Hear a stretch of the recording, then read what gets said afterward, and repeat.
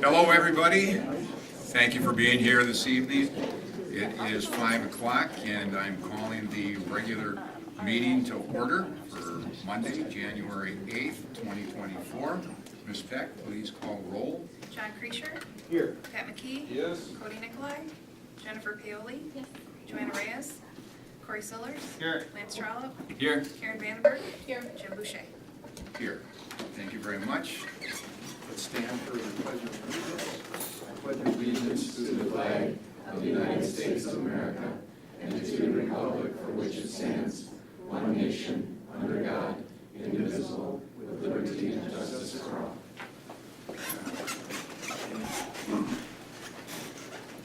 It is the mission of the Wausau School District to advance student learning, achievement, and success. And there are no community speakers for today, so we're going to move on to the next agenda item. Agenda item number 6. I'm looking to approve the consent agenda. These are appointments, additional staff, replacement staff, contract increases, separations, resignations, contract decreases, terminations, leaves of absence, retirements, regular session minutes of December 11th, 2023, and special session of December 18th, 2023. Payment of bills, budget status, and investment report. Donations to the district. They are by Office Max, Amy and Claire Bizak, anonymous donors, ABC Supply, Blue Jacks Hockey, Troy and Judy Brown, the Knights of Columbus, Dennis and Gail Krieg, Jody Krieg, Cheryl Jones, Saunter Builders, Kathleen Seidel, Wausau East Gridiron Club, Terry Waller, John Wortney, Roxanne Zaromsky, and the Wausau West Diamond Club. I'm seeking a motion to approve the consent agenda. So moved. Second. All in favor? Aye. Opposed?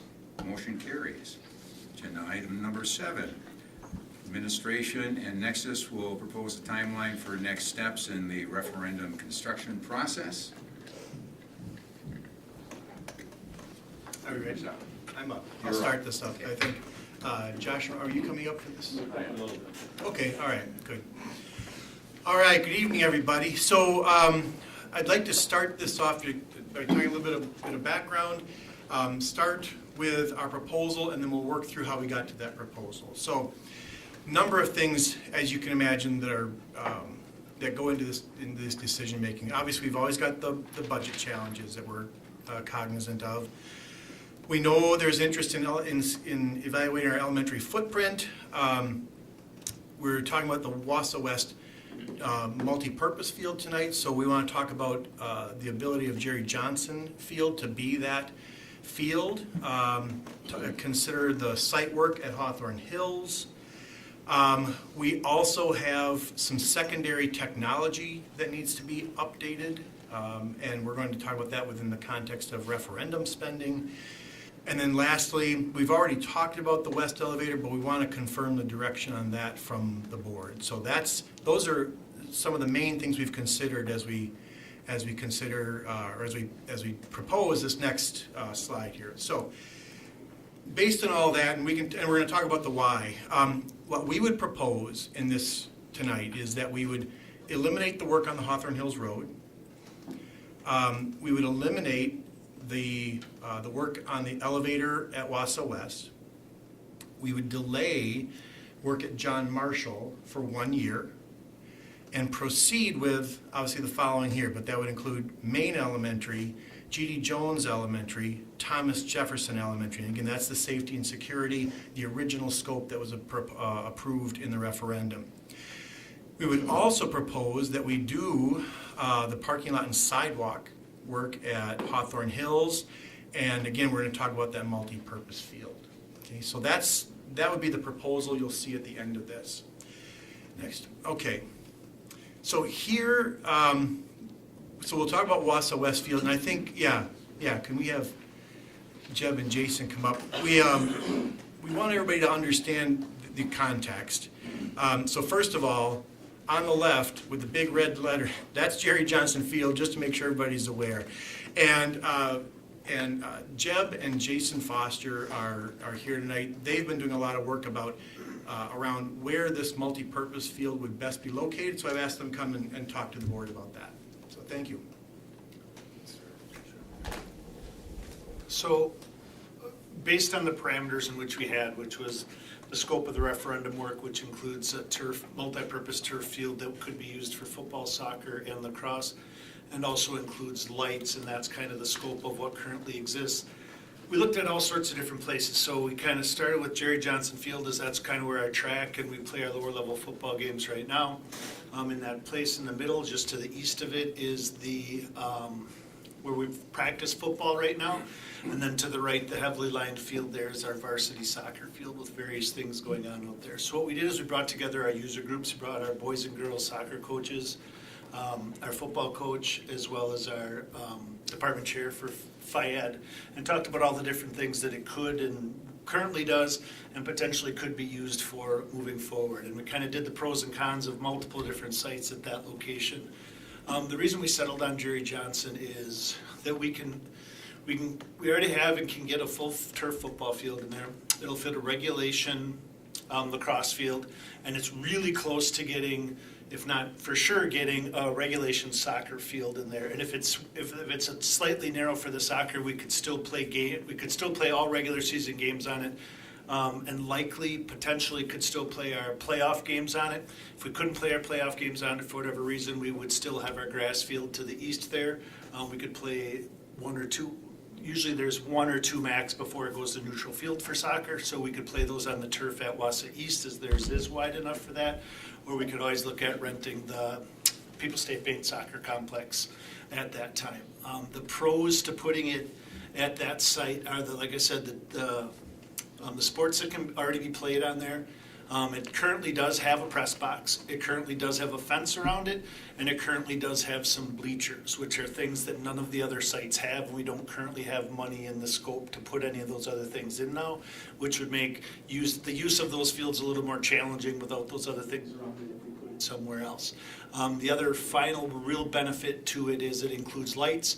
And one of the things we've always wanted is lights around our track. Right now, like this year, it's our turn to host the conference track meet in May, and we will have to bring in lights. We will rent lights from a vendor, and they will bring them in and set them up for that track meet. So it'll be nice to have those there. Also, once we hit October, the lower level football games and soccer games, whatever that we play on there currently, we have to bump the start time of those up to 4 o'clock to ensure that we get done before we lose daylight. So having lights on that field would be beneficial there as well. I want to throw out a couple of things that we considered as well. So one of the reasons why we're getting a later start with our sheet of turf is because we were, with the restructuring and things, we were thinking there was some potential to have some other construction there with regard to a stadium and things like that.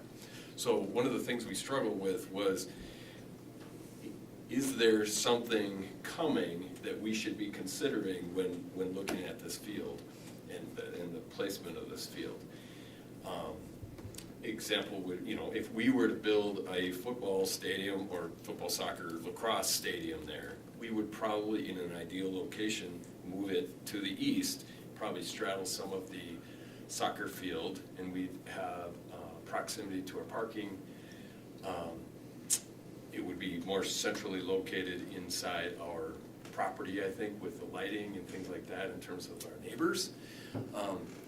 But without having that, so I guess I wanted to throw that out there to let you know we did consider a different placement, but without having kind of that long-term vision with some of those other things Jason mentioned in terms of bleachers and fences and that kind of thing, we felt that Jerry Johnson would be a place that it would just be more conducive to what we're doing currently.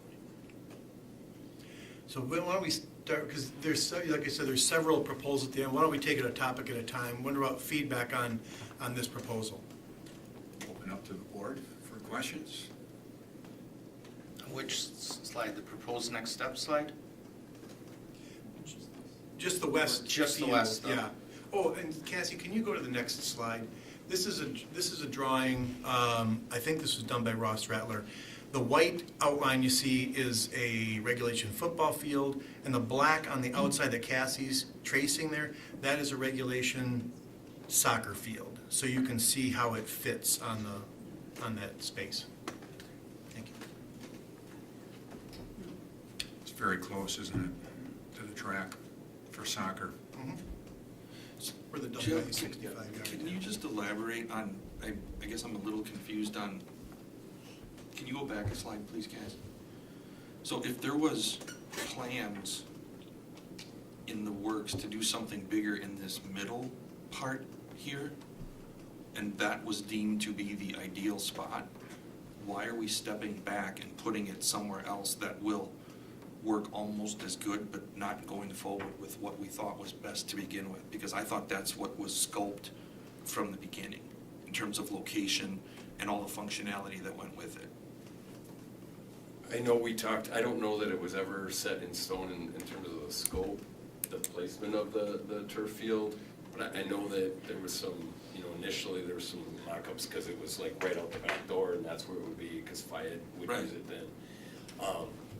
I guess when we had our conversations, the advantages, just without those extra things, the advantages outweighed kind of coming to, right now anyway, and part of that discussion tonight would be, are we looking at something? Should we be considering that there's something kind of coming that, Yeah, I guess that's where I'm going with this. I don't understand the point of, for lack of a better term, dummying down what we were going to do, because that was our original plan from the beginning, but now there's not.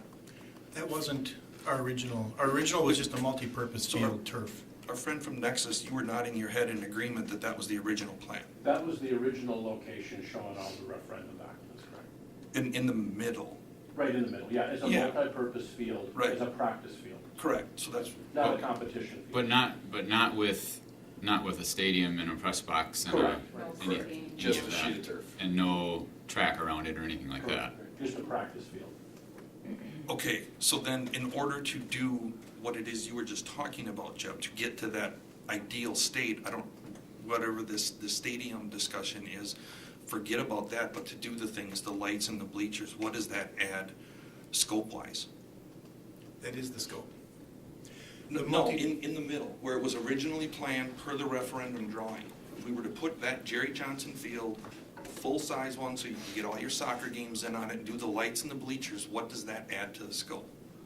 We never did a stadium in the middle. We never did seating. It was just a field with lights. So then That was it. then what's the discussion about the stadium that No. was going to Well, happen, I but guess- now is not? Right, I guess when there was a rendering of potentially an indoor, and that's why we were holding off on a placement of this, because we didn't, obviously you don't want to put it down and then have to dig it up right away. Initially what this was going to be just as stated, just a sheet of turf and with lights. And I guess the discussion now that we're not moving forward and there's likely not going to be something else in that area, we just felt we would have, if the sheet of turf was here, we would be able to use it. But I'm confused, there was never any money for a stadium, there was never anything in the referendum for a stadium either, so it's like we're dealing with something that got taken away that was never there. Yeah, and I guess I, No, it wasn't there, Pat. Right. That's because I had brought up during West Design meetings about the possibility of flipping the field. And one reason would be to flip the field over to the east side, as Jeff and Jason said, is because in the future, West needs an addition to its tech ed wing. And that green building's in the way, and the rendering that Nexus had done basically put the indoor facility on the green building, and then to the east of it, which is in the way of the new, if we put a wing on there, okay? So was looking the next step consolidation, that we need more tech ed space, maybe auto lab, great, 5-10 year thing, but if I put stuff in the way, I can't do it later. Jerry Johnson is too skinny, there's no parking. I wouldn't be in favor, and I said it at the last meeting, of taking the money and putting lights and the turf over there when it's not the ideal facility? Why not put that money towards and create a plan? If we have to do it in phases, we can do it in phases, but create a plan that's gonna get us to where we need to be. Tom Field should come into this discussion as well. Whether, you know, I think, so I agree. the thing is, Pat, that there's been all kinds of little discussions all over the place, but not the 9 of us. So the negative You know, then so- is if we do that, the negative is if we put it in the middle, we have a field that could be used for FIAD, that will have no seating. It will have lights, but we will not have lights on the track. So the problem of having to bring in lights for track and having to start things early, that won't be solved. But it future-proofs it a little bit more if you're thinking that there might someday be an expansion over here. It works for soccer. So I mean, there's good and bad to both, but I can see why the good sort of outweighed it by putting it on Jerry Johnson Field, because there's seating to watch the games. The lights would serve the dual purpose of not only helping the field sports but also track. I mean, do we? It has pluses. Do we Absolutely avoid does. having seating and having lights for our track, with the hope that like someday there might be Well, more in the middle? it will always be a hope unless you create a plan and you start going out and talking to people about it. And I'm saying that if at some point down the road, you know, I had talked to Dr. Hiltz and Nexus Group about something at Tom Field. They did have a plan together. It didn't get into the scope at all. I love the history. It's important, but you know, spending $4.5, $5, $6 million over at Tom Field, does that make sense for the community? So that's a discussion and something the community should be asked about. And if there's others that, Just to be clear, we're not spending We're not $4.5 spending million over anything. at Tom Field. That was just something that was just an idea way back. Yeah. Yes, a couple years ago. Thank you for clarity. But we're still talking about spending 1.7 million in what could be On fine lights and turf. That could possibly be torn up as in a the short term. short-sighted plan. Could I suggest that one of the things I like about, there's many things I like about this plan. Let's say we do this, and then some years down the road, we find the money, right, to create a stadium to the right. To have 2 enclosed turf fields, both of which could be used for training and for competition, is not wasteful. So I don't think Jerry Johnson gets in the way of any future plans. That's another reason I like this proposal. Yeah, and just to clarify one thing, Pat, I guess I didn't mean to state we had the stadium and it was No, coming, and now that we're not getting it, we were considering, like, if that should come, would this be smarter to place it here? So I didn't mean it was there. Understood. No, I'm totally with you on that, but I get, Well, and the reason that discussion started is because of the idea of combining the high schools, so that this would be the senior high location. And if this ended up being the senior high location, it was much more likely that there would be some sort of stadium type of field there. Like, that was my question, is what are your thoughts on, you know, like you said, Dr. Oates, I mean, 5-10 years from now, we could be in that situation. All the data and information that's been presented over the last couple of years points in that direction. So if we do that work there at the current field, you know, can we expand, you know, upon the stadium piece of it, not just the field, right? And it sounds like there's a concern with soccer being able to be played there, and I don't know, you know, do we have 3 inches of turf left before you hit track, or a foot, or? Well, then, anytime you put your soccer field inside a track like that, the soccer ball is gonna roll onto the track. Like, that's just, I mean, if you've been to several games on Wausau East New Field this year, and people are constantly just chasing the soccer ball across the track. So how close you come to it is a little bit irrelevant. I mean, this one is, we will be able to play everything we need to be able to play on this field. If you back up just a little bit when we talk about where it is, where I was not part of any, it predates me as athletic director, but I was not part of any decision that had or any conversation that was going to put it one field to the east there. when I came on board, there was a rendering, I'm not saying anybody approved it or anything like that, but there was a rendering that included an indoor facility to the east and completely redoing and making that a football stadium. Not that anybody had ever approved anything. So it essentially at the time made either spot, you didn't want to put it down because the rendering that existed included tearing up that track, putting down a brand new track, brand new stadium, brand new field, everything. No, and I think you have, when you're looking at the footprint of this, you should consider those things, right? Yeah, We should be dreaming, absolutely. we're the 13th largest school district in the state. And, you know, you look at Marshfield and all these other Right. small school districts around us that have been able to put together some pretty impressive Right. facilities, And I you know, guess- whether it's private funding or a mix of both or whatever. But we should be, in this back space, be planning for what we want for the future for our Absolutely. I facilities, would- right? Yeah, for sure. And I what's would that? say- What's the best layout for that? Would And it be to answer the- that question, I don't know for sure what the best layout, it's definitely worth a conversation. I guess the conversations we had that have led to this were very much tied to much of the conversations I've heard here at board meetings is making sure at this time and that we're sticking to the scope of the referendum because we do not have extra dollars. So I would love to sit down and talk about future and where things might go and what is the best place to put things. I think that's great. But those things could be anywhere from 5 to 10 years down the road. So if you're talking about putting down a piece of turf now and then coming back and retrofitting a stadium around a piece of turf that's anywhere from 3 to 5 to 7, maybe 10 years old, that's not how anybody does it either. I guess to me, when I look at this space right now, I think this is the best space, and talking to our user groups to put it right now for what we have sitting in front of us from a resources standpoint, and then we should certainly look at talking about what is the long-term plan for Tom Field. What is the long-term, if we brought them onto both campuses, what does it look like? What would you have to put into Wausau East? What would you have to put into Wausau West? That's just the mindset that we took when we came Right, to and getting Jerry One of the Johnson. first things I'm gonna say is that this is the first time I've heard you come to us and say that you would see the perfect place is the stadium, if there was a stadium, on the east side, closer to the parking lots and things of that fashion.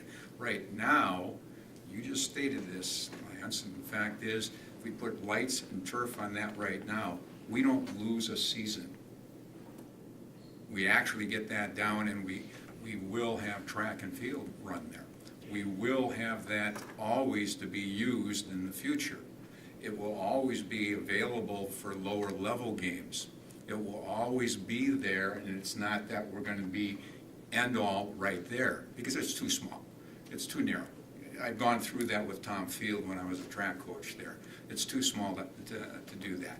So now hearing your comment, just for where we're at, get it done, takes care of lacrosse, takes care of soccer, takes care of track and field, and takes care of football.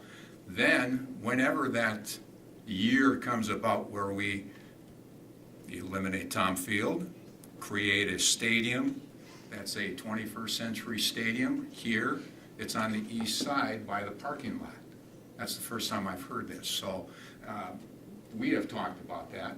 I've talked about it with coaches and said, go to Jason and talk to him about it. So now at least you're putting a plan together where this will take care of the immediacy, and now we can start looking down for a scope down the road. Yeah, I think having a second sheet of turf someday, a decade from now, wouldn't be a bad thing. To have two, I don't think this would be wasted. The other thing to throw out there is if this dream ever became a reality and we had this stadium area and a field there, if we also had this turf multi-purpose field to the side, then the stadium one, the one for the games, wouldn't even necessarily have to be turf. It might not be. It might be natural grass if the only thing it's used for are games and it's kept in pristine. I mean, that's one of the reasons we're favoring turf in this location, is because you can't keep it a nice playing surface because it's used for everything. So maybe someday there's a second sheet of turf, or maybe it's not. Maybe it's a field that's protected only for games. And what you just said, or not, is true. I mean, now you have options what you can do with that. A lot of big schools right now are putting 2 slabs of synthetic turf done. One for a practice lower level and then on their stadium. That's being done even in smaller districts than we are. And so we need to be looking that will take us to the next step, if that step comes. And that's what we've been talking about. We want to be able to go to the next step without tearing up anything we've done in the past. In a Because that's a waste of money. In a perfect world, if you have the choice, like Amherst just did this, Eau Claire North is considering what to do right now with theirs, is in a perfect world, your stadium turf, or your stadium sheet of grass or turf or whatever it ends up being, is better if there's not a track around it. So if we have a good track here and we have lights and we have everything we want there, when it comes time to build a stadium, you could certainly consider not putting a track around it, which would A, save you money, and B, brings your stadium closer to your field and makes it a better viewing experience and for everyone. As is in Marshfield, as is Nina, when they built theirs, they do have a track run, but it's a very big track so that they can play soccer.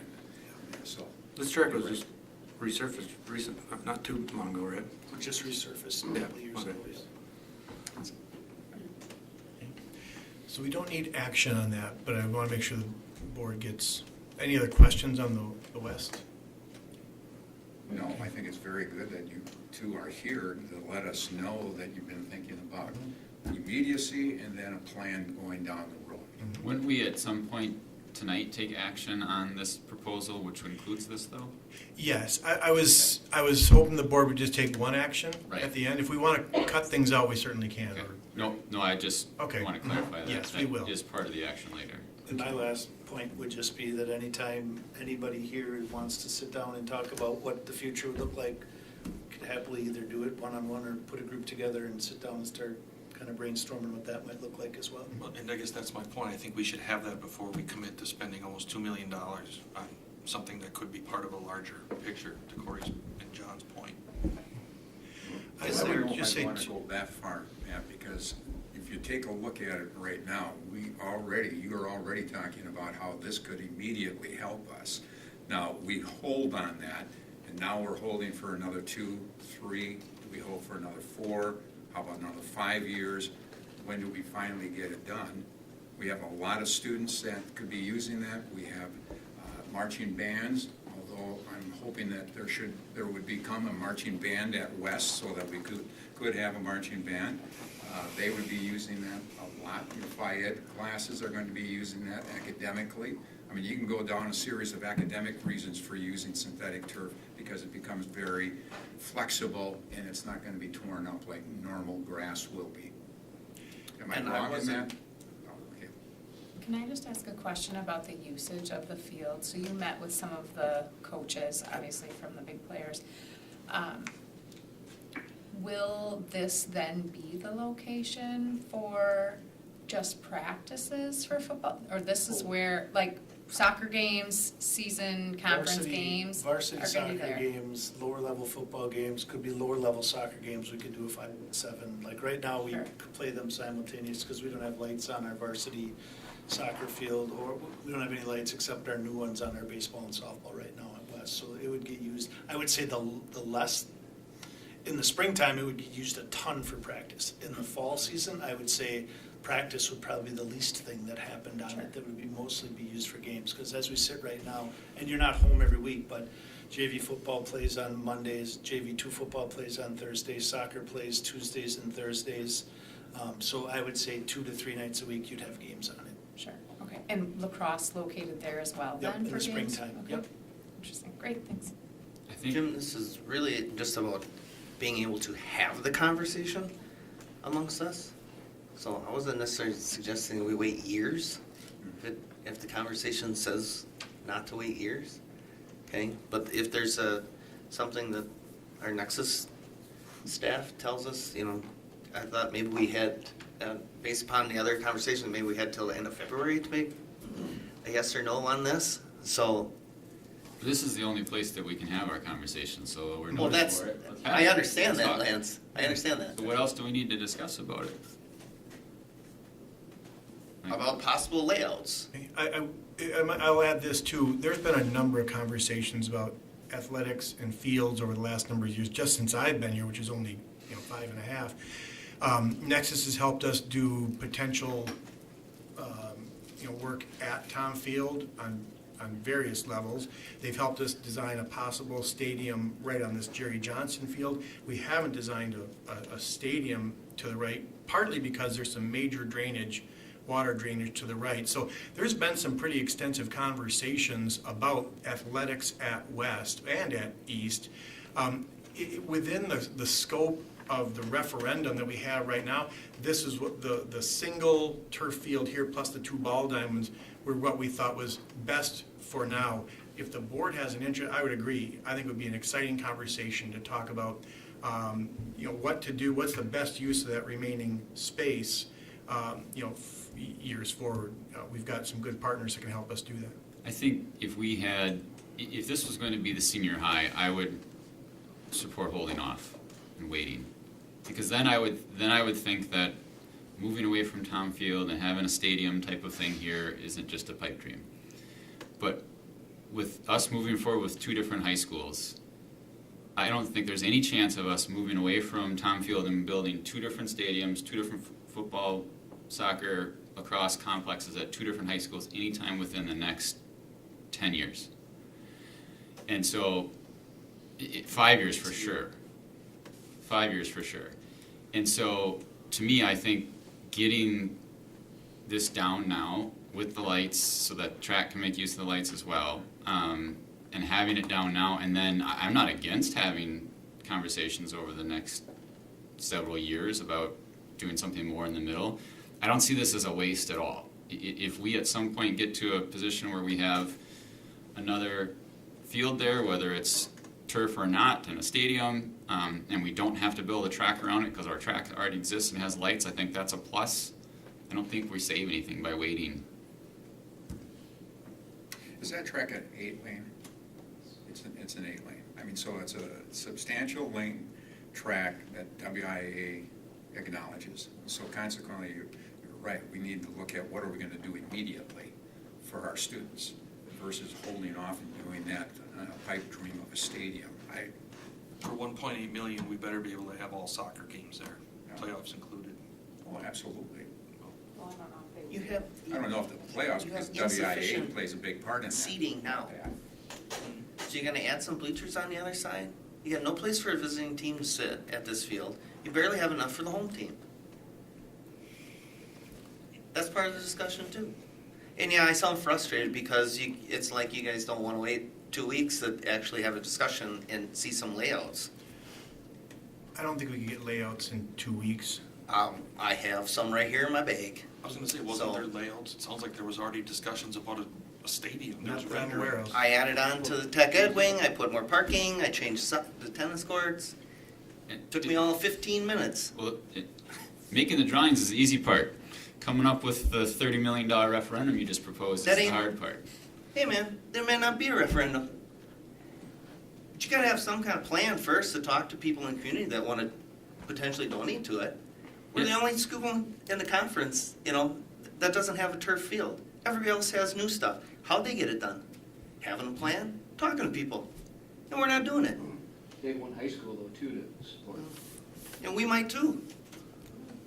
We moved that, we took that off the table. We made a vote that said that was the one option that isn't being considered. So I think we have to go forward, assuming that that is not an option, since this very board said that's not an option. Yep. And if that's not an Are you gonna option, separate this from the motion? it's not gonna happen. Are you gonna have this as a separate motion? The current field layout, There's a Certainly. motion at the end that could combines be. all these things. We can definitely split Could be. that up. Sure. A motion. Yeah. How about if we carry on, Let's keep and we can come back and get to the motion. Thank you very much.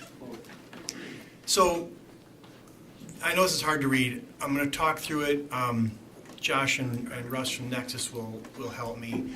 You might wanna look on your own screens, or people who are watching. Cassie's gonna help me try to identify what we're talking about here. So down the left side are all of the schools or properties that have projects. The next column to the right is the year 2023. Next column's 2024, next column's 2025. Okay, so starting at the upper left is Hawthorne Hills Elementary. As you recall, part of the original work was a road and some site work. So when you look at the colors, what we're trying to show to everybody is where the original work was planned, and the dark blue and the gold would be the new proposed planning, and then the, call it turquoise to the right, would be the construction time frame. So, for instance, with Hawthorne in the upper left, originally we were going to do that, the road and everything together, but with the conversation about a possible early learning center, we delayed the road and the site work. So you heard earlier, we would propose that we would not do the road. So we split out the road from the parking, and you'll see costs later. So if whichever of those you propose to do, we will start, well, Nexus will start to redesign those, complete that design, build those this summer. So that would be our proposal for Hawthorne. Going down one row, what's that next one, Cassie? East and West High School. East and West High School, we're already, we know what we're doing there, we're designing that, and the construction would start, Russ, is that this summer, am I reading that? This summer and the following summer, because that work. That's the field that was just discussed. For East and West High School, West Fields Phase 2. Oh, yeah, thank you. Just discussed. Okay, yeah, West, yes, thank you. Next one down, I think, is Horace Mann and Montessori. I think we're familiar with what's going on there. The decision to put Montessori back at Hawthorne only delays the completion of that project, as you see to the far right, by 1 month. So we're in good shape there. Next one down, help me with that. That's East High School. Okay, so East is already, we're a couple of months of design work, and we've got a couple of months of delay there again for some changes, but we're in good shape with East. The construction there actually finishes a little bit earlier than originally intended. Thank you. Then we get down into, so that's our secondaries. Then we get into our elementaries. What we would propose, we're currently designing Jones and Jefferson. They're already in design. Thank you, Cassie. The next one down is Maine. We haven't been designing that, but we would propose to start that design if the board approves work on those 3 elementaries, Jones, Maine, and Jefferson. We would propose to delay work on Marshall. You see that one, right? That was the original plan. If we want to continue that, we certainly can. We would propose to move that out a year with the other remaining elementaries. That's the time we want to give the board to make any decisions about elementary footprint. I know I said a lot there, and I know you can't read that very easily. So essentially what we're saying is do the site work at Hawthorne. Let's start doing Maine, Jones, and Jefferson this summer. Delay Marshall and the other elementaries to give the board time to make some decisions about elementaries. Let me pause there. And Russ, and Sharon's online too if we have questions about this. Didn't you guys say last time that you were gonna hopefully group all 3 of these together to make it like if one contractor, they would get all 3 Economy of sites kind scale of thing? and for best pricing, yes, that is still the case. And so the thought would be, last time G.D. Jones, Jefferson, and Marshall were together, and after that discussion, we moved Maine instead of John Marshall, or proposing to move Maine instead of Marshall. And again, the scope is not a huge amount, 150,000 or whatever it is, not a huge amount of scope, more security and secure entrances. Those would all be grouped together. Right, and there's very little, well, I shouldn't say very little, but it's like secure entrance at J.D. Jones and Jefferson, mainly, right, are the scopes. Can you just review the 3 scopes? I'm questioning Maine, I just want to remember what's going on We there. had that last time, I don't have Okay. that with me, right? We had the sheets last time, I don't have it in front of me, but it's secure entrances, access to the office, and then it's a little bit more at Jones, kind of going into the office. Would you like me to add to that? Thank you, Sharon. Yes. All right, so at G.D. Jones, like Russ was saying, we're doing a secure entry and a couple small ADA corrections with cameras, things like that. At Jefferson, we're looking at adding a parking lot to the southwest corner of the site for the kindergarten or the lower school lower grades access. We're remodeling the student services area, the front office to get a secure front entry, and some miscellaneous ADA throughout the building, and some other, like maintenance and those types of things. At Main, what we're looking at doing is a secure entry. There's a fire lane that we're looking at, working with the fire department and a few other folks to see what that's all about. So we're into the site a little bit, and then some other maintenance and security options. At Marshall, what we were looking at doing is adding in a pickup and drop-off lane for the parents on the south side of the building, the secure entry, some ADA items, and some other site work, that a new generator, things like that. So nothing's too terribly complicated, but Jefferson does have the most interior rework. Out of the projects, those four, that one has the biggest scope of work. Thank you for clarifying, Sharon. Welcome. So then what's the rationale for wanting to do the $500,000 site work at Hawthorne? I mean, given the discussions that have to happen about elementaries, I mean, Hawthorne alone had a 14% decrease in enrollment this year. Why do we want to spend $500,000 not knowing what its future may be? The thought would be to increase parking, would add about 40% more parking, and also allow more cars to queue up during drop-off as well, so it would make it work. The site would work better, and the drop-off would work better for the upcoming years while you're considering the long-term implications. And in addition, what we're trying to do is move projects forward that we're fairly certain wouldn't be impacted as soon as we can to avoid inflation, and put off those that were more likely to be impacted.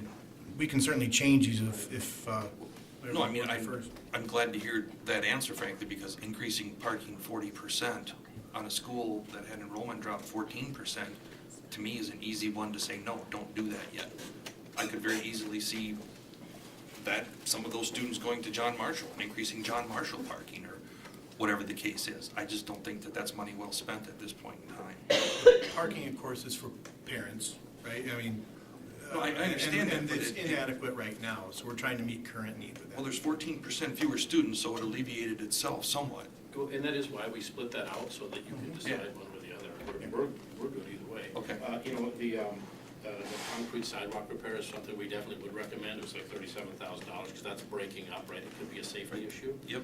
But we're just presenting the data for you to make a decision. One of the things we talked about at the last meeting was if we take the road out, which it's so expensive, I'm not sure how we avoid that. Is there a way to make the traffic flow better? Does any of this improve that, or is it actually just parking? Because I agree with Pat, it doesn't seem we need to add much parking if the enrollment is declining, but does it impact the traffic flow? It does add an outlet, correct, Sharon?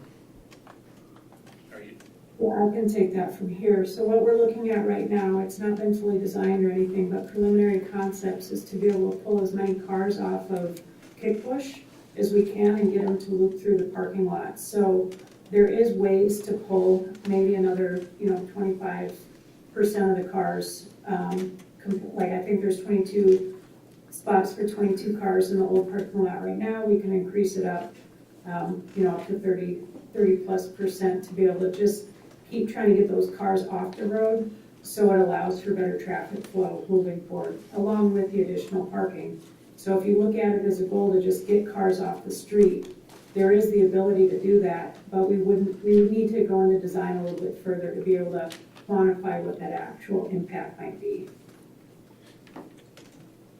And you said there's 22 spaces now, and this would increase it by 30%? About, correct. So that's about 7 spaces? No, it's more than that, but we're trying to work through I'm being vague on purpose, because we're trying to work through how the bus flow works with the traffic flow to make sure that we're not creating any safety issues. So I'm being conservative just to make sure that we don't overpromise. There's 38 spaces currently. We'll get 54 plus new spaces. There's currently space for 22 buses, so we're 30, so the pair drop-off would include, would get us up to 30. And if I remember correctly, we should have had maybe that drawing up here again. We covered it last time. But also with that, didn't it also provide another exit out of the parking lot, Sharon? There was one entrance in and out. Now you could flow. There'd be one in and one out to the main street. So And to build on what Russ is saying as well, is the original west parking lot, you know, we chose not to do any work there because they have a good bus flow on the east parking lot. And so that could also be considered as part of the full parent pickup and drop off. So separated from the buses to be able to get, again, the goal is to get as many cars off the road as possible. And, you know, to help free up that street for other, you know, safety for car passage, ambulance passage, things like that. But again, it's there, it's split out for your consideration. Yeah. I just think that Correct. I just don't like the economics of spending money on any building that is in question. Whether that be it grows more than what we expected, you know, through consolidation or less, whatever the case may be. I think until we have those answers, we table the spending on all of those. But that's, I would agree with that, Pat. I think that work could be dropped down into the category of the other schools that are pushed out a year to give us time to work through. On all the elementary projects, I just want to make sure I'm hearing you guys correctly. no, I think there's other projects that you went through at Jones, Jefferson, Maine. Specific to the site work at Hawthorne. Hawthorne. Okay, thank you. What about that? I agree, except the sidewalk sounds like that needs it though. Right? It's not like it was a safety issue for $44,000, but Yeah, remove the Hawthorne parking. I think that Okay. makes sense for now until we know what's happening with our schools. Let's move on. The last time we were together, the board asked for a breakout of the Hawthorne Hill site work that we were just talking about. So this is that breakout. It sounds like we are comfortable for the moment putting a pause on the road and the parking lot expansion while we answer the questions that are in front of us. Is that a fair summary? Any questions on this? This also includes all those updated budget numbers that we saw last time. And there was also a request last time to spread out some of the grant work and some of the John Marshall. We're working on that too as we move into that next phase. We can provide those split outs too so that you can make decisions as well.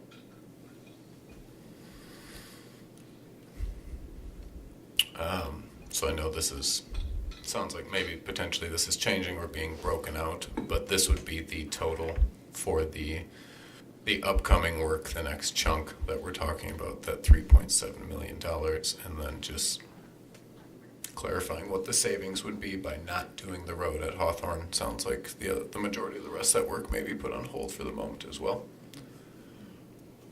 This is the budget we looked at last time, that $5.6 million number, where we are $5.6 million short. That includes all the updated estimates and moving back to original scope. And then this is what it would look like if we did not do the road specifically at Hawthorne Hills. But that's the only thing taken into consideration. This doesn't take into consideration any of the conversations we've had tonight. Any questions on the budget numbers? Please go ahead. Sorry, Josh, can you go back? Yep. The community room storage at West, Yes. is that in That or is out? That's in. It's in this number. Yes, it's included in this In the number. plan right now. So I don't want to be wrong here, but it was definitely in the original scope. Right. That should have been included. It was bid as an alternate. I don't remember if the board has taken official action on that alternate bid, which should have been a non-alternate bid. Did that make sense? Is the 1.2 million? It's in the number, yes. Okay. It's in the number. So the 1.2 is included? Yeah. Can we finally put that thing to bed in some form or fashion? Corey, I mean, you're the West. I'm in favor of it. I've always been in favor of it from last February. I just didn't want to say anything without it having Understood. been an When official we motion. last talked about it, one of the reasons I said I wasn't yet in favor, I was in favor, but I wasn't yet ready to vote for it, is I wanted administration to come to us and tell us about this FF&E. And what are the priorities from admin standpoint of that money versus this, because of this community room? Because at some point we're deciding, like, both things are good. So Right. which one is better? And and I think we're getting some of that tonight. They're telling us this is some of the stuff we need to do. And so I will be comfortable moving forward with spending, $1.2 million, which is $900,000 more than when we originally kind of talked about it. If that's coming out of FF&E, and admin is comfortable that we have that room within the FF&E, that we're not losing something really critical there. Can I ask a question, Josh? So, just to clarify, with the updated budget number, this is showing 3.059 over, correct? Correct. And you're showing, but that does not account for if we remove the parking lot from Hawthorne Correct. Hills, which Yes. would be an extra $500,000 almost, Ish. 470-ish.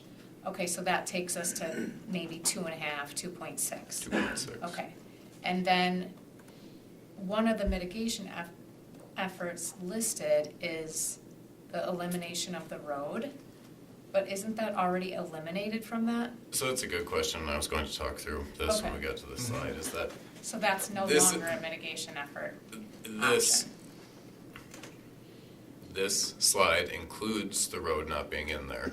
But I wanted to give you the total picture of what all mitigation efforts would look like because no official action has been taken. Is that fair? Yeah, Okay. I was just confused because I thought, wow, I thought Yep. that was already taken Yep.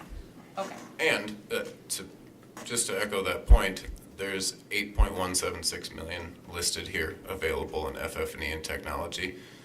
And the next slide is a description of a technology need. So that is also not taken into account in that number. This is the number right now, assuming nothing's been done. Any other budget The questions? reason I described it as FF&E and not other things like the Hawthorne Hills parking lot or the grant money is because, this is just my opinion, since we do not have any plan in place right now to consolidate any elementary schools, I think all of those funds have to be protected. Because if that school stays as a school, we need that grant money. We need that Hawthorne Hills money.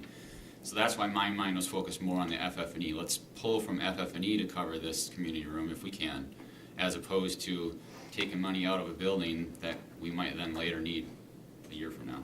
And just an update on that, we talked last time about assessing each of the school buildings from an FF&E perspective. That's been going on all day today. Natalie's with us from our office, going through, Keith was there, Josh was there, walking through the buildings, made it through however many are today, and then the rest are tomorrow. And then we'll put together a list of what needs to be improved in those into those buildings, and then come back with a similar list where you can select and unselect and see how that all works out. So it's gonna Thank you. take just a little bit That's of the time. biggest thing that I had, was if we're gonna call from FF&E, we have $8.1 million in there, 8.2.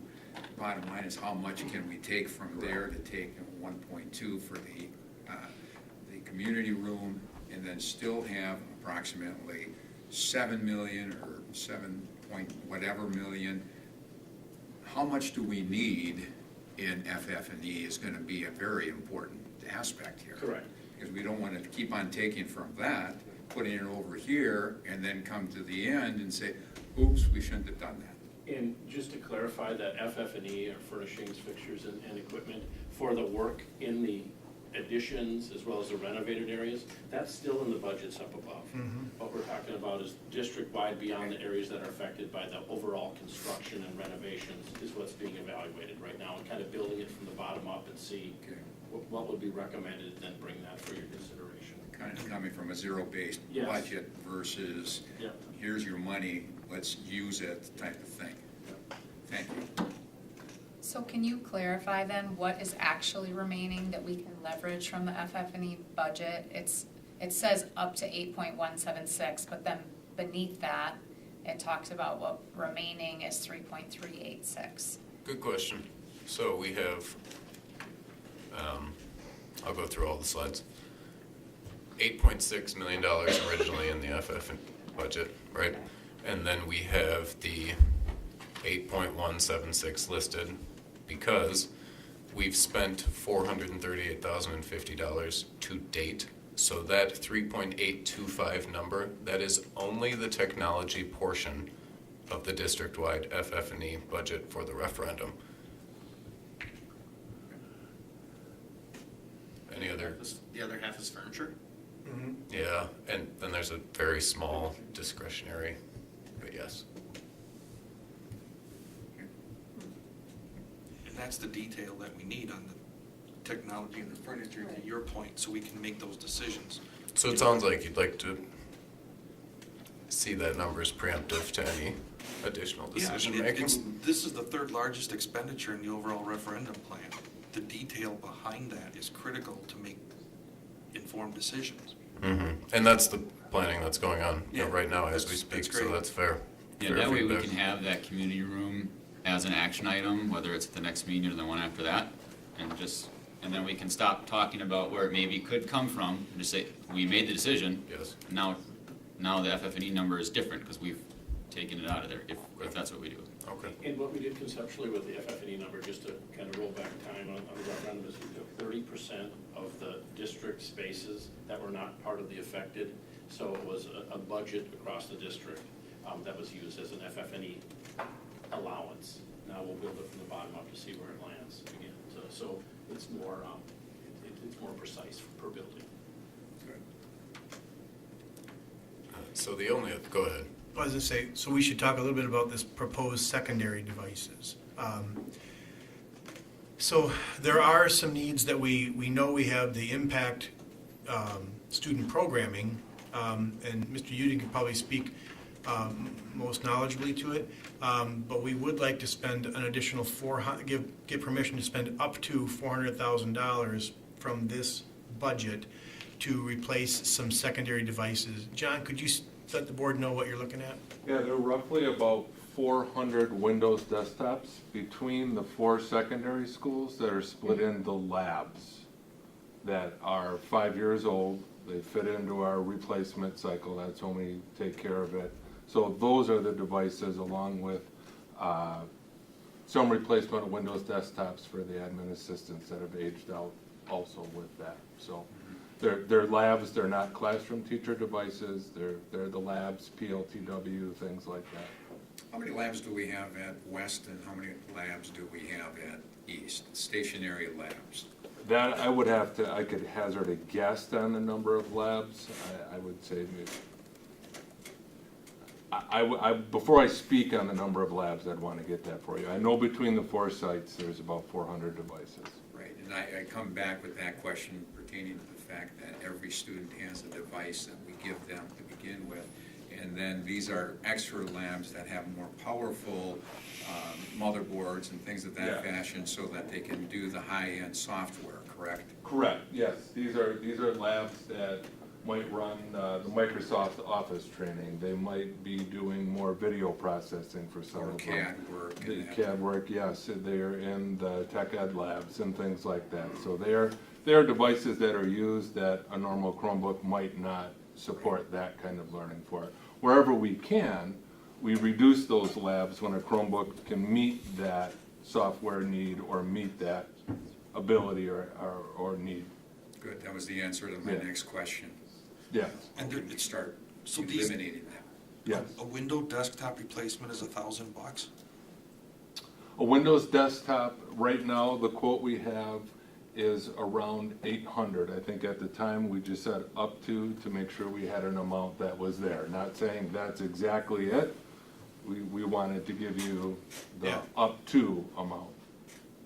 But you're talking the hardware, you have to include the software then too. Right now, our licensing with Microsoft would be out of the technology department budget, because we're replacing the devices, so we have the licenses and things taken care of. It's the device itself. I think you can get them at Best Buy for half that, but Well, we can check it. I could give you the quotes from our dealer and the educational model that we need. Thank you. Okay. Next. So the only remaining slide is the sample motion. We don't talk about that Wausau West elevator. It's- That's one piece that we haven't discussed yet, is last time, you remember, we had talked about the original budget that was thrown out was a partial budget. I'm not sure where that number came from, to be honest with you, but it was $170,000. As we started to get in design, there was some an additional structural that had to happen. A along with the roof that handles the second floor had to be carried over, and it turns out to be more like around $350,000 to do that additional lobby for the elevator. We, Nexus, don't feel that the value is there at this point to move forward with that and just go back to the original footprint as it was, and then move forward. And then in the future, if that second and third floor are added, it would just have a jog, and then a jog as opposed to a straight line for a hallway up above, and you could still fit the elevator lobby in there. So we just felt it was too expensive, and that's why we brought it for the board to consider, and most agreed with that, and you just wanted to formalize it, so. Yeah, we just weren't listed for action last time, so we couldn't do it. Right. Right. Yeah. So we tried to be very specific, in this motion. So what we're proposing is that timeline, that Gantt chart. Obviously, we understand some of the changes you want to make, and we'll specify those. So the elementary projects, but we would not include Hawthorne Hills, except for the sidewalk. We do the sidewalk. We would propose to do the west multi-purpose field at the Jerry Johnson site. The technology device replacement is what Mr. Uding just described, and we're also proposing to eliminate the footings at Wausau West for that elevator and the road at Hawthorne Hills, and we would add then the parking lot at Hawthorne Hills. That's what we're proposing that's the direction we're looking for to move forward. Are the footings for the second and third floor at West still in or out? Yes, they're in. They're in, Yeah. at the $500,000. Yes, that's already been designed. That can be added in the future. This was the small bump out that turned to be a lot more costly than originally anticipated. Thank you. Any other questions before we put the motion up? Yeah, are you putting it in 3 motions? Or are you doing it all in one? It's up to you. How do you want to break it Well, up? is the only question the multi-purpose field part? Well, you're changing this one because you're eliminating the parking lot as well. Just doing the sidewalks. So what are you proposing? I'm simply, I'm just, Jim, I'm asking to separate out the west stuff. I'm opposed to spending the money at west, and rather would have that as a separate motion. The other things, eliminating the parking lot is fine with me, and leaving the sidewalk in is fine. So the rest I'm okay with. Okay. That's all I'm asking. So basically, we're breaking it into 2. Do you want to comprise quickly? I can, let's start with the Wausau West multipurpose fields. There'd be a motion to place the turf multipurpose field at the Jerry Johnson field. That's the motion. I have a question, Corey, is the purpose of pulling it out because you believe there's additional information that could be brought forward to the next meeting for us to consider? Or is it just, because based on what I've heard today, I think the pros outweigh the cons with the proposal. But I'm not opposed to waiting a couple weeks if you think there's additional information that would change my mind. I've been having discussions for 10 months. We've had a discussion as a group today. And, there was a rendering from last year already, if not before. Maybe that was from 22 already, that never got hashed out. I just think it's short-sighted, and that's why I'm asking. If not, then not, but. Do we have a problem in postponing that motion? I have a problem postponing it if we're just going to have the same discussion again in 2 weeks. We're all here, let's discuss it now. I don't have a problem with postponing it if somebody's bringing different information for me to consider in 2 weeks. I don't think that we're in 2 weeks, and I agree with Corey, I don't think we're gonna get the information, at least I'm not gonna get it in 2 weeks, that I would need to think that there is a well-thought-out, purposeful, strategic plan for that space. That's what I would like to see. And it sounds like there's been discussions on it, there's been meetings, there's been whatever, but until something is reduced to paper that we can react to and commit to, then we got what we got. And in the interim, we have 5, maybe 6, 7 graduating classes that still don't have access to a multipurpose field and lights.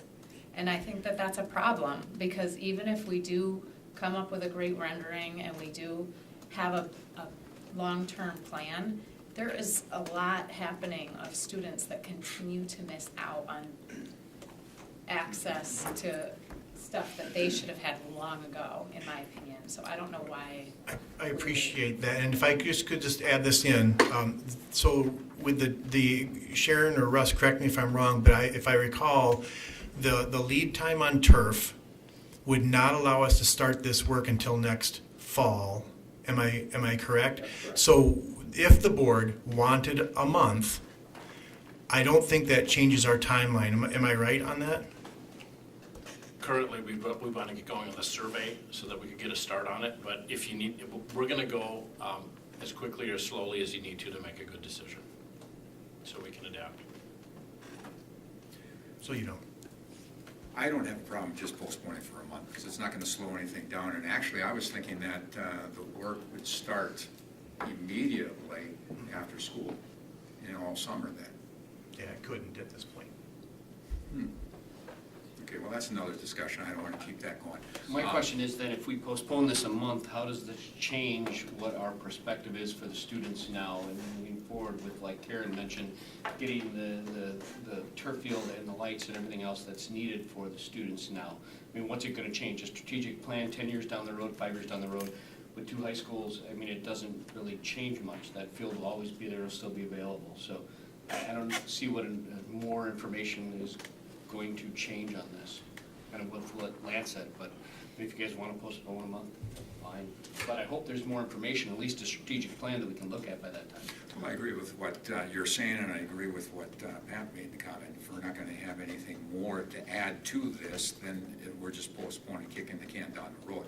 But I'm going to come back to the fact that, the fields that I have put in always started right at the end of the school year, so that you had the summer to get that all in, and then it was placed in by the time fall came around, so that fall sports would be on that synthetic turf and playing already. That's why I don't understand why we're going to be waiting until the fall. Had we started design 6 months ago, you're exactly right. We're waiting to start design until we get firm direction on this, because this was the one piece from the site package that was held out so that you could make a decision on where that west field was going to go. They're saying we literally can't get the turf now to start in the spring. That's the another problem. topic that I think. Well, it's the answer to the question you just asked. No, the bottom line is you don't know what it's like to go into getting companies coming in. Usually it was about this time that we did that in order to get it in for the summer so that we didn't miss the fall season. So that's why I'm questioning why it's taken so long to do that. I've done it, I know it, and that's why I'm questioning that. Yeah, it takes about 4 months, you're exactly right, but we have to survey, design, and all of that was put on hold while you were debating kind of the future of the district configuration. Debating on the future of the configuration of the district. And now because of the school force vote, that's been decided. So now design can work. Right. So that's why they're bringing it. But in that time, we should have been talking about flipping the field or not, adding on to Tech Ed Way. We didn't do any of that. And if you guys don't think that's important, then okay. Only 11%. It's not helpful to make a comment like that, because no one here is saying it's not important. So what I'm saying is that we're talking about possibly having a stadium quality field there, and apparently at East too. We're not going to do it in one of our 2 high schools. That's so many years down the road that I don't see what the purpose is of putting off having a multi-purpose field that works now for practices, for games, for lights on the track. And if someday, 5 years or 10 years down the road, there can be some sort of fundraising effort that creates a better facility, then great. We can make it without a track around it. And we have 2 great fields at the location. And maybe we wouldn't have to use turf for the new field if it's reserved for games. I don't I just don't see that, it's not that I don't think it's I'm not important, what's getting the delay? impatient, but I am getting impatient. We're now just spinning our tires. We're now just saying the same thing for the last 15 minutes. The motion has been split. We can then take a vote, and that way then you will get your direction so that we can get moving on this. So the motion is out there. Do I have somebody? I move it. Okay, moving the motion. This is the motion for the West multipurpose field. Correct. Okay, I'll second it. Okay. I think we discussed it over enough. All in favor? Aye. Aye. Opposed? Aye. Okay. Motion carries. Thank you. Second motion on this, would you? Sure, let me summarize it.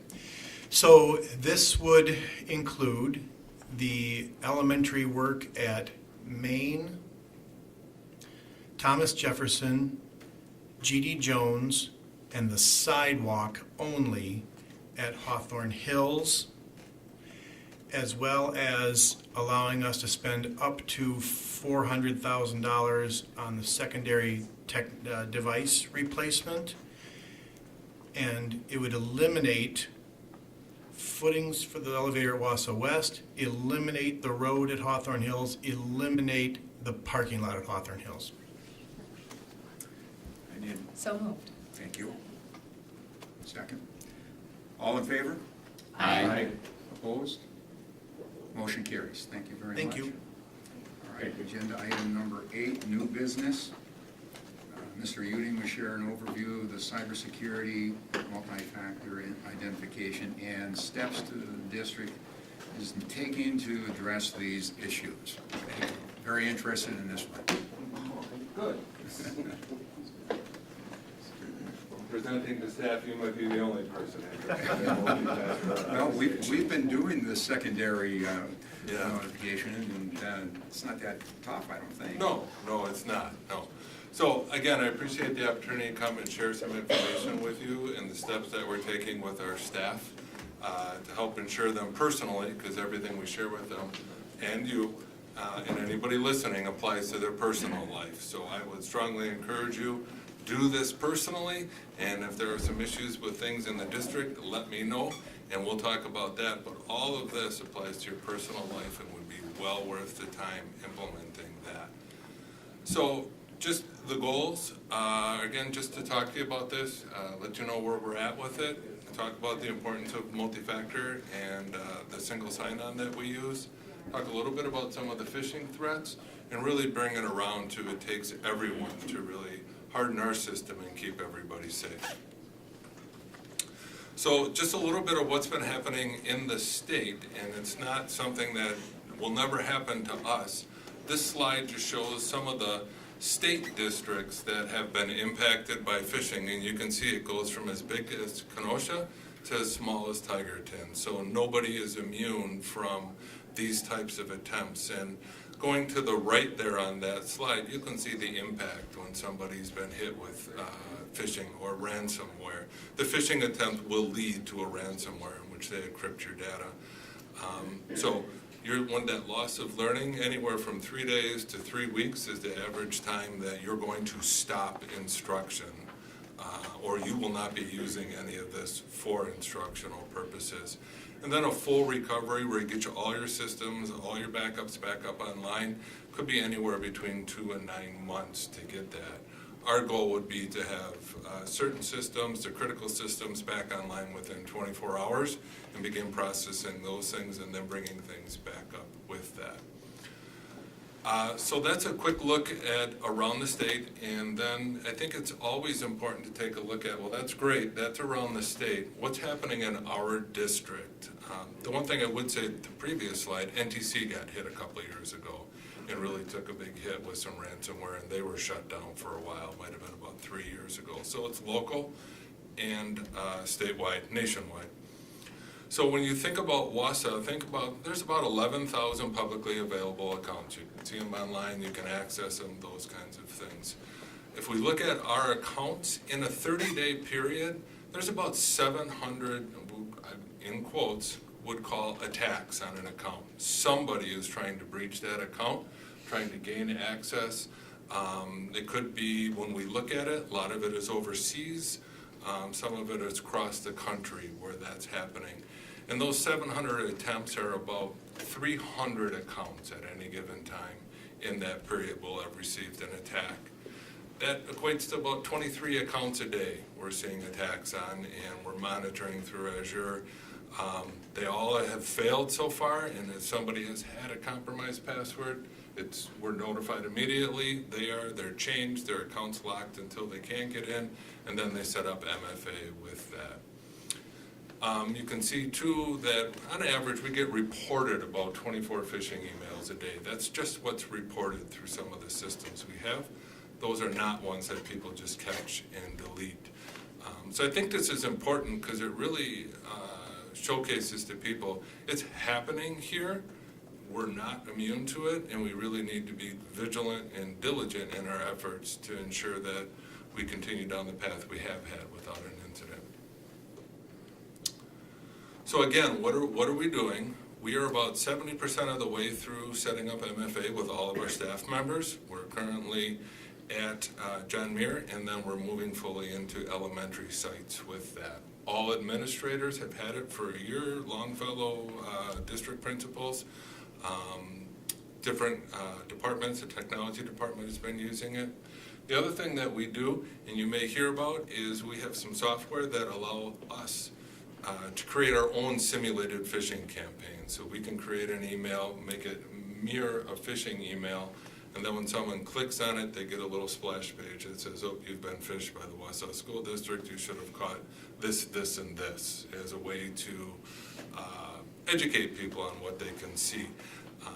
They are not the most popular things that happen out there, and we understand that. But the other thing that I want you to be aware of is our only recourse with this system is to create more and more realistic phishing attempts.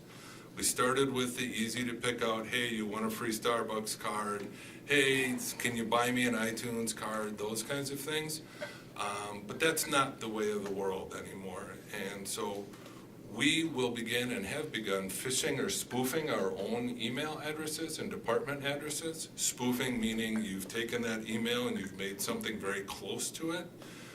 And we may even capture topics that are relevant in the district to say, hey, you know, here's an address that's very close to, say, HR, and you need to set up your wellness program. But then there will be something in that email that gives them away. Because phishing campaigns are not done out of the thin air. They research a site, they know what's happening, they know what current topics are, and then they develop their attack on that and comes through. Our dead giveaways will never ask you for your password. So if you, as board members or listening staff members, ever get an email from this district that says we need your credentials, delete it. We don't. We don't want them. We don't need them. We'll work with you and we'll just reset your password. We don't need that. So those are always the dead giveaways. Previously, we went from an 8-digit password to 15 now. So it's a 15-digit password with multi-layers that you've all been had to put in, and that's intentional to break it from personal accounts. I really don't want to use a 15-character password on my Amazon account, so that's going to be different. Whereas before, when it was just 8, there was a lot of carryover between personal and professional accounts with the same password. The one thing I would highlight on is that strict email and firewall settings. We've got our email tuned about as tightly as we can to catch and stop phishing emails. Our next step would be to start quarantining attachments, like PDFs or shared links or things like that. It would be an awesome step because those are the biggest tools people use to get in, but it would really bring things to a grinding halt in the district if every PDF was quarantined. So we're still working with people on that, and you'll see some of that. So I don't know if there's any questions so far. I don't mean to rush through this. Fine. Okay. Just what is multi-factor authentication? You've all been using it, but for others, it's just the need to have a way to say, I am Mr. Uding, I am John Uding. I'll have my username, I'll have my password, and then I need something else. It could be another device. You can use biometrics if you've used your iPhone and you have your facial scan. That's an aspect of it. Our devices and our accounts right now aren't set up for that. So it's just a need that if someone did get your password, they wouldn't have that other way to authenticate and say, I am who I am.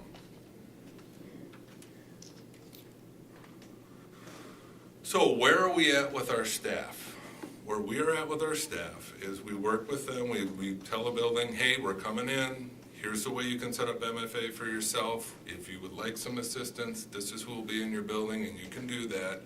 We strongly, strongly encourage staff members to download on their phone, Android or Apple, a free Microsoft Authenticator app.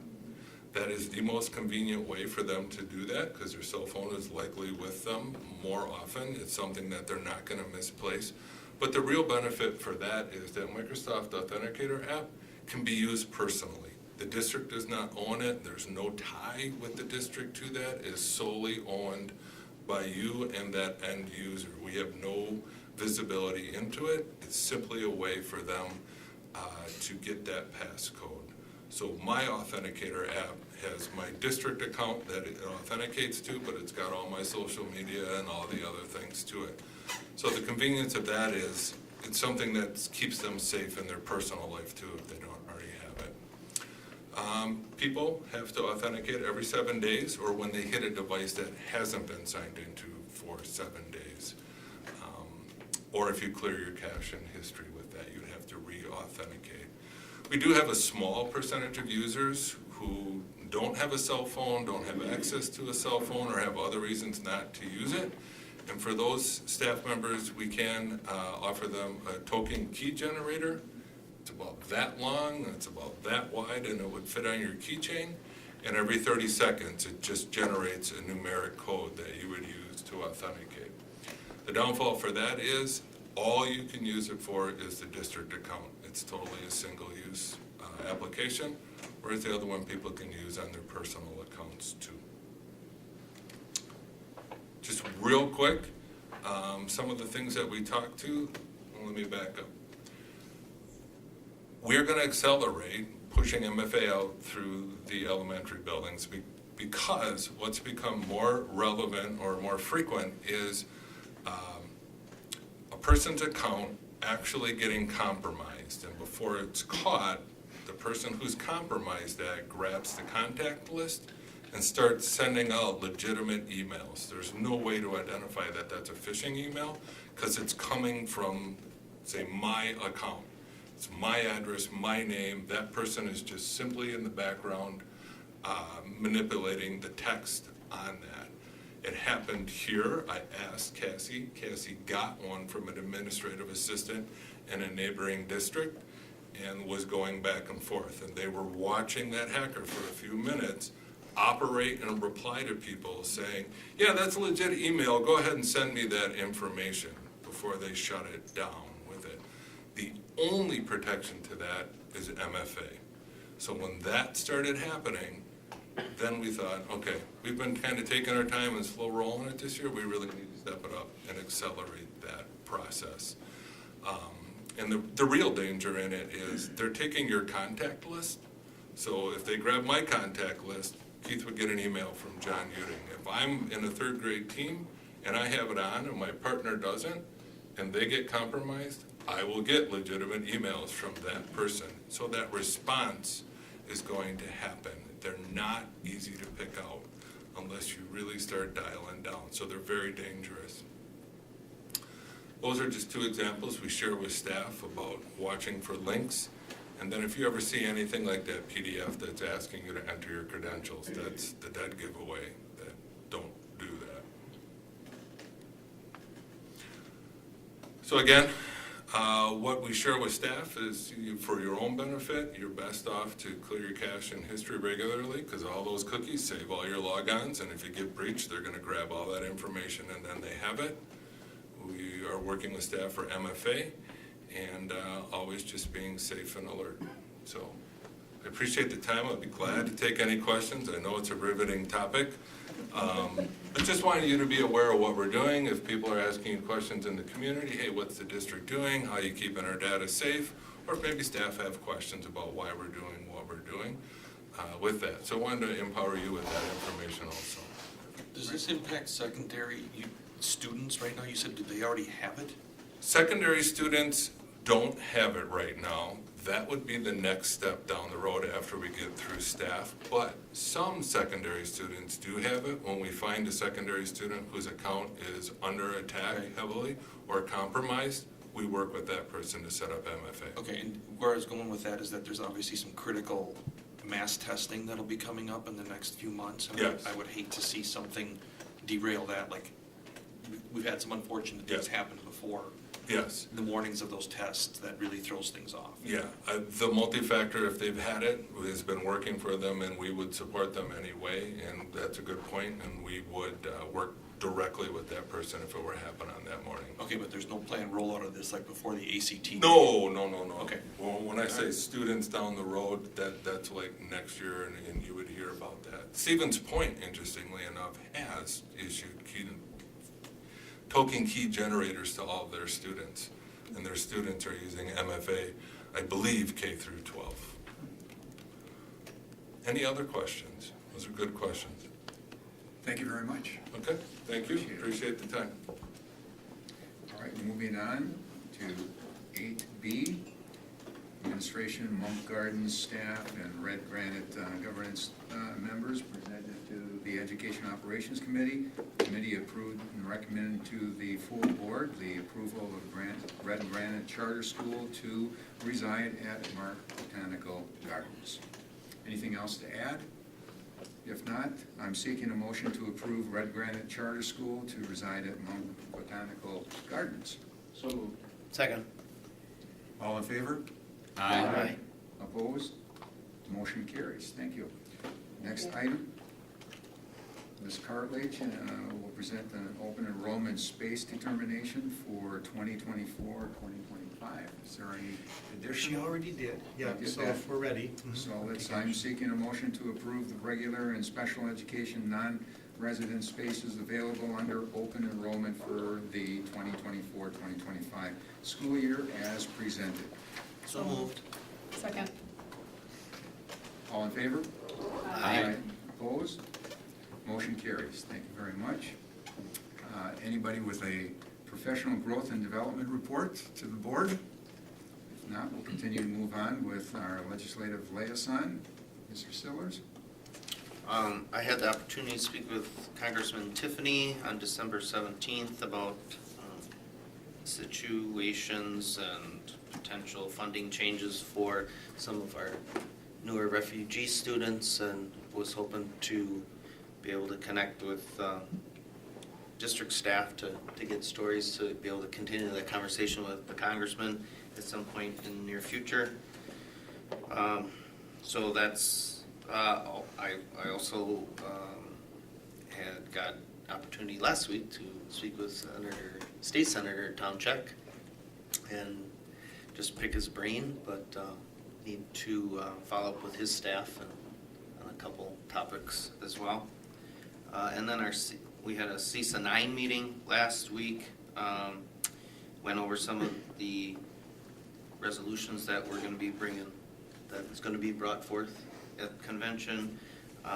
We talked as a group about the kind of the watering down of teacher qualification requirements. That's kind of one of our resolutions that's going to be brought forward. Actually, no one in the group seemed to be in support of that, so it'll be an interesting discussion at the convention.